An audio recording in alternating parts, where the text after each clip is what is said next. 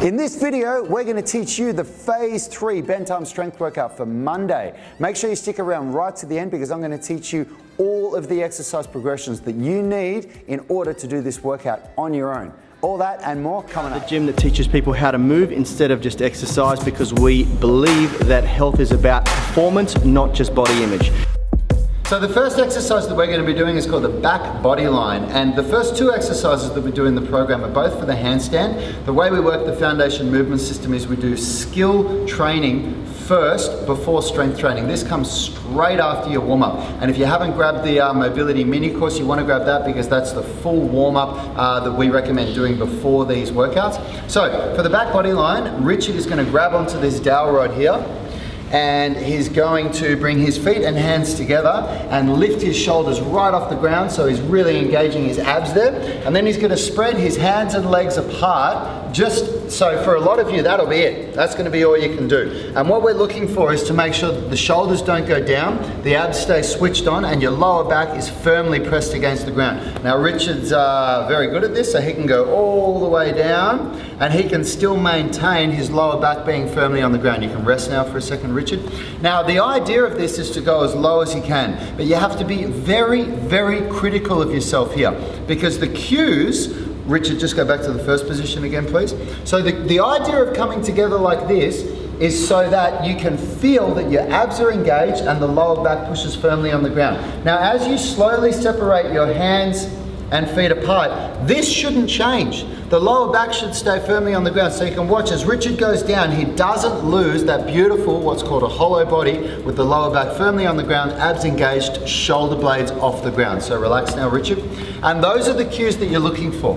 Number one, lower back always firmly on the ground. Number two, feel it in your abs. Now we write in the program up to 60 seconds. That's the goal, not the expectation. Now when I started doing this exercise, and I'd done a lot of core training before this, but when I started doing this, I could barely do it for 20 to 30 seconds, and that was with my hands and legs at an angle like this. Be very critical of yourself. Practice does not make perfect. Perfect practice makes perfect. It's very important that you understand that principle, and that is the back body line. The next one that we're going to do is called the front body line. Now this exercise is, there's a lot more cues to it than the back body line. The back body line was quite simple. There's a lot to this one. Now we're going to go through it step by step, okay? So the first is we're going to squeeze the heels together. The second one is we're going to straighten the knees. The third, we're going to tense the bum. Next, we're going to suck the stomach in. Now, I should definitely be able to get my fingers under Richard's stomach here. Okay, you can see there's a gap there where I can get my fingers under his stomach. And then next, the nose is touching the mat. And then the last one, the hands are going to lift just about 1 inch off the ground. That's it. That's the front body line there. So again, heels together. Bum tense, stomach sucked in, and hands 1 inch off the ground. He's not lifting his bum off the ground. The hips are pushing into the ground and the stomach is sucking in. You can relax now, Richard. So we've just done our workout today, so Richard's already a little bit fatigued, so I promised him that I wouldn't make him do this stuff for too long. So the cues for this are, what's really, really important is when I say suck your stomach in and tense your bum, I'm basically telling you to do this. It's called a posterior pelvic tilt. Don't make the mistake of lifting your bum off the ground. Push your hips into the ground, tense the bum, and suck the stomach in so that you'd be able to get your fingers under there. Now, when you're learning this, you won't even worry about the hands. The only thing you're going to think about is from here down to the feet. So feet together, knees straight, bum tense, stomach sucked in, just like what Richard's doing. And only if you can do all of that and hold it for a prolonged period of time do you then bring your hands about 1 inch off the ground. And hands should be about shoulder width apart. If your hands were beside you and you raised them like that, that's where they would be, okay? And that is the front body. This is the supinated grip pull-up. We're now moving into a full pull-up from the bottom of the motion to the top. Now, before we get into this, I need to say, For a lot of people, you will not be ready for a supinated grip pull-up just after the first 2 phases of the program. If you haven't, if your body hasn't adapted properly from the jumping pull-up and the eccentric pull-ups, you are going to need to do more work on the eccentric pull-up. Now, if you really need to pay attention to this technique, because if you can't do this technique, you need to continue working on the eccentric pull-up. So let's have a look at Richard do a couple of reps. So he's going to grab a supinated grip. And he starts from the bottom, dead hang, all the way up to the top. Back down, under control. Give it a bit on the way up, Richie. There we go. He just made it a bit slower for you guys to watch. I just wanted to demonstrate the first couple, just going right up. Okay, awesome. Come down. Now, what I'm going to do, I'm going to show you, I'm going to get Richard to show you how much he focuses on his scapular depression by getting him to hold it at the top and then lower down really slowly. So when we break this down, you watch this. We're going to go real slow and just do the scapular depression first, Richie. Look at that, he engages his scapula. Now pull up to the top, all the way up, up, up, up, up, up, up, up. Now he can hold it there because he's got really good scapular control with his scapula depressed, and now we're going to lower down slowly, scapula still depressed. Now watch this at the end.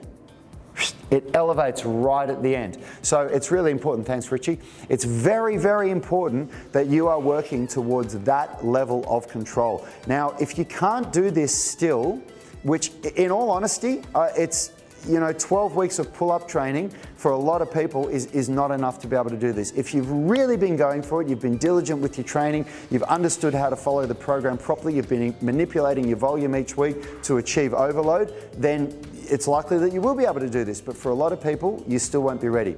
What do you need to do if you can't do this? There's 3 things really.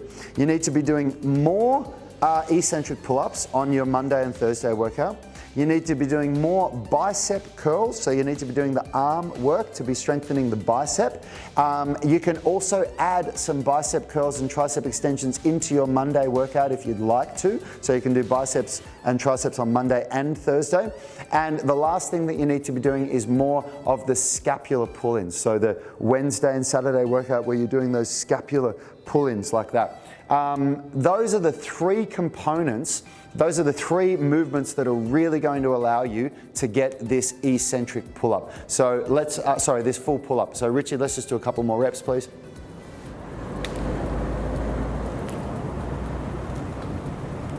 Perfect, and that is the supinated grip pull-up. Okay, now we're into the Pike push-up, so we're really starting to get into some cool calisthenics movements now. And Richard's going to start in a push-up position, and then he's going to walk his hands back towards his feet as close as he can get them. Now, this requires flexibility, of course, so the more flexible you are, the easier this will be. From here, he's going to bring his head down to here, and then push straight back up. Now, you won't see this from this angle, but we'll show you in a minute. Just do a couple of reps. He's squeezing his elbows in as tight as he can. From this angle, what I want you to look at is when he comes up, look how he pushes his head and shoulders back. That is critical. So and take note as well how he's up on his toes. Do one more rep, Richie. So he's up on his toes. Watch how he pushes his head and shoulders back towards his knees. Perfect, thanks mate. Okay, so it's really important. There's a couple of things here. So you want to have your index finger facing forward, and you want your index finger about what's called the acromion process with the part, which is the bony outcrop on the shoulders. It's basically where your hands sit like this, and you bring your hand forward like that, keep the index finger where it is, turn the hands, and then splay the fingers out from there. Don't be like this. That's really, really bad. Don't let your fingers come in like this. And you can do this, that's okay. If you've got, if it hurts your wrists when you do it, when you go down, if you get pain in the wrist, turn your hands like that, that's okay. The only problem with that is that it doesn't translate well when you're doing a freestanding handstand push-up, because your handstand is done like this, and then it means you have to turn your hands if you want to do the reps. So it's good to keep your hand like this. And then besides that, where you've got your hands here, your head makes like a triangle position, okay? And the reason why you do that is because when you go down in a handstand push-up, keeping the elbows in and bringing the head forward, it creates a little bit of a forced triangle that keeps your balance better. If you just go straight down and your elbows go out, there's not as much room to balance forward and backwards. So that's why we want to do that. Let's have a look from the front angle, Richie. Just bring your hands a tiny bit closer together just because that's how I just explained it. Now, what I want you to look at from this angle is the way that his elbows squeeze in. Let's have a go when you're ready, Richie. See the elbows, they're squeezing in. That's very, very hard to do. Your elbows are going to want to flare out, but one more rep. You've got to squeeze them in. Awesome, thanks, mate. Now, a few pointers with this. I was just thinking, yeah, Richie can get out for this. I'll give the pointers. Yep. So a few pointers with the technique for the pike push-up. The further your feet are forward, the harder it's going to be, but that is what your goal is. So maybe like at a basic level, if you're finding this really, really hard, what you can do it, you know, maybe back from here, and you can do your pike push-ups like this. And at a really basic level, if you need to really regress this, what you can do is kind of start almost in a push-up position. Watch my back. I'm gonna hollow my back out and just try and bring my head down to the ground like that, and then back up. So hollowing out my spine, head down to the ground, and back up. What I mean by hollowing out my spine is I'm doing this. I'm really crunching my stomach over, engaging my abs, so that I'm trying to replicate that feeling of a pike push-up by bringing my head forward rather than replicating the feeling of just a regular push-up.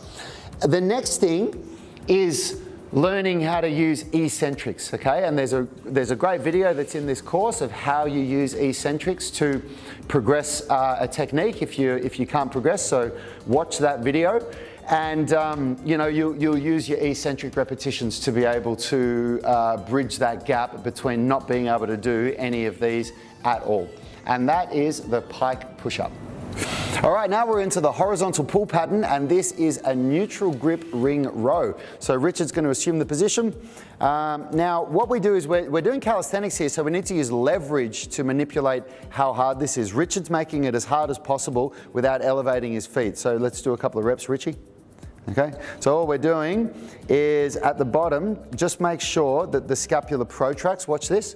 That's protracted, now retracted, and then he pulls right up. So you should, if you don't know what scapular protraction and retraction is, you need to watch our tutorial video in the program on the exercise terminology, movement terminology, okay? Besides that, we're just pulling the ring as hard as you can towards you. Now, if that's too hard, come right back, Richie. Let's get the feet under the rings. You know what, let's turn around and show them from the other way, so come over here. So what Richard's doing now is he's using leverage. By bringing his feet further back, it's making it easier. There's less weight in his arms. Do a couple of reps, Richie. And you know, for a lot of beginners, you're gonna need to go even further back than that. Bring your feet back another 3 feet or so. Yeah. Right back here to something like this, okay? And this is way easier. Let's go. Awesome. And this is way harder. So when Richard's got his feet elevated like this, this is going to be the hardest progression. All right, that's good, Richie. So what you really want to understand with this movement is that the number one thing we're looking for is to keep the scapula depressed at all times. Do not let your shoulders shrug, and that's very hard to do. The next thing is that as you initiate the movement, the scapula retracts and then the arms pull all the way in. And then as you come forward, the arms are going to extend and then you're going to protract the scapula at the end. But the whole time you do that, the scapula stays depressed. And that is the neutral grip ring row. Now we're on to the band pull apart. So this is a pretty simple exercise. You're just going to hold onto a band like Richard is here. Keep your scapula depressed, hold it up at shoulder height, and then pull it apart. He's going to go as far as he possibly can. So this is called, the movement is called horizontal abduction of the shoulders, and keeping the elbows completely straight, so no bending of the elbows. When he gets to the end, he's going to really try and pull those bands apart as hard as he can. Turn around, Richie. Let's have a look from behind. So have a look at what's going on with his shoulders here. The scapula retracts as the movement happens. Beautiful. So you can see at the end there, the scapula fully retracts and comes together, and he's just yanking those bands apart as hard as he can, keeping the scapula depressed, okay? Do a couple of incorrect reps where so look at this. That's no good at all. Do not let your scapula elevate like that. We want really beautiful scapular control with this, and that is the band pull apart. Now we're on to the inverted kettlebell press. So Richie's going to hold the kettlebell just like this and press it straight up. Now what we're looking for at the end is full elevation of the shoulder and then coming down, keeping the elbow in. So the only thing is just do a couple of reps, Richie. What we're looking for here is that the elbow stays in, okay? So you don't want the elbow to come out like that when you press, and the kettlebell stays directly above the hand. It's a lot harder than it looks. This is for the rotator cuff. We're not trying to train the big deltoids here, the prime movers for the shoulder. We're trying to create instability in the shoulder to strengthen the rotator cuff. So when you get to the top of each rep, just press up and hold it there for maybe 1 or 2 seconds. Coming down nice and slow, give it a little bit on the way up. Besides that, it's pretty basic, and that is the single arm inverted kettlebell press. Thanks for watching. If you liked this video, consider subscribing to our YouTube channel. We release instructional videos and workouts every week on Monday in Australia or Sunday in America and Europe. And if there's any videos that you'd like us to make for you, if you've got any questions, any tutorials you'd like to see, please leave a comment. And we've actually now officially launched our FMS online training program. We haven't actually started advertising it yet, but it has had a soft launch. If you're interested in getting on board, it is an extremely low price. We're doing an introductory offer. It's only $39 US a month. You can get access to all of our training content, the program templates, everything that you need to do in order to follow the Foundation Movement System program online. And you'll also get access to our Movement Mastermind private Facebook group where you can work with me and my team and our senior members directly. You can upload your videos, we'll critique you, give you instruction, unlimited amounts, whatever you need, and you'll also learn from us by seeing the stuff that we're doing ourselves. If you're interested in that, please click the link in the description of this video, and we'll see you in the tribe. I'll do it. This is Street Fighter compliant. This is Guile, mate. All right, ready? Okay. Gale. Gale. That's what it's meant to say. All right. Action. Now we're on to